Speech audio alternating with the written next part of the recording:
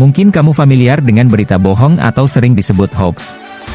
Di 2018, banyak berita hoax bermunculan dan bikin heboh, mulai dari berita bohong seputar pengeroyokan salah satu politisi, hingga pengumuman palsu penerimaan CPNS.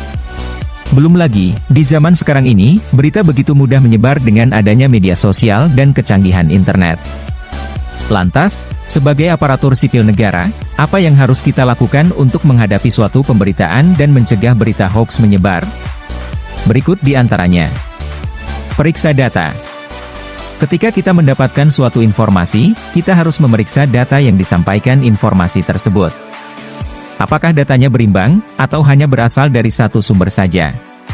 Semakin banyak sumber, maka akan semakin besar kemungkinan berita tersebut dapat dipercaya. Cek keaslian foto. Tidak hanya tulisan saja, berita bohong ada kalanya berupa foto yang telah dimanipulasi. Pembuat berita palsu bisa saja telah mengedit sebuah foto, lalu disiarkan ke internet dengan tujuan memprovokasi. Namun, kamu pun bisa mengecek keaslian sebuah foto dengan menggunakan Google Images. Dengan begitu, kamu bisa membandingkan hasilnya, dan mengambil kesimpulan apakah foto tersebut asli atau bohong. Ikut grup diskusi. Untuk mendukung gerakan anti-hoax, ada banyak grup di media sosial yang berguna untuk tempat diskusi. Apabila ada suatu pemberitaan baru yang kontroversi, kamu bisa bergabung dan menyimaknya. Siapa tahu dengan begitu pemikiranmu akan terbuka.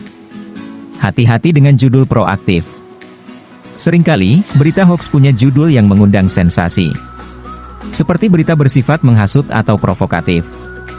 Bahkan, kadang isinya diambil dari media atau surat kabar resmi. Hanya saja sedikit diubah agar sesuai dengan persepsi dari pembuat hoax. Untuk itu, coba ambil koran untuk memastikan kebenaran. Bisa juga mengeceknya dengan mencari informasi di internet. Kamu bisa membaca media berita yang ada. Dengan kredibilitasnya, sudah pasti media mengecek kebenarannya sebelum disiarkan ke khalayak ramai. Coba perhatikan apakah ada perbedaan dari berita tersebut.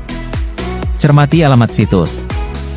Jika kamu mendapatkan berita dari sebuah artikel, coba perhatikan alamat websitenya. Apakah alamat website tersebut berupa blog atau media berita asli? Jangan sampai terkecoh, terkadang ada pihak yang tidak bertanggung jawab, membuat berita bohong dengan menggunakan alamat website yang mirip dengan media berita asli. Dilansir dari Dewan Pers, di Indonesia terdapat lebih dari 43.000 alamat website yang mengklaim dirinya sebagai media berita. Namun, yang sudah terverifikasi tidak sampai 300. Itu artinya, ada kemungkinan banyak berita bohong yang bisa beredar. Itulah beberapa cara mencegah berita hoax yang bisa kita lakukan. Ayo perangi hoax! Kontribusi kecil kita, penting untuk mengingatkan keluarga kita yang mungkin sering terpapar hoax. Ajak sebanyak mungkin teman-teman untuk mendukung gerakan anti-hoax. Kalau dilakukan bersama-sama, masyarakat tidak akan dengan mudah terhasut oleh berita bohong. Terima kasih. Jadilah generasi anti-hoax.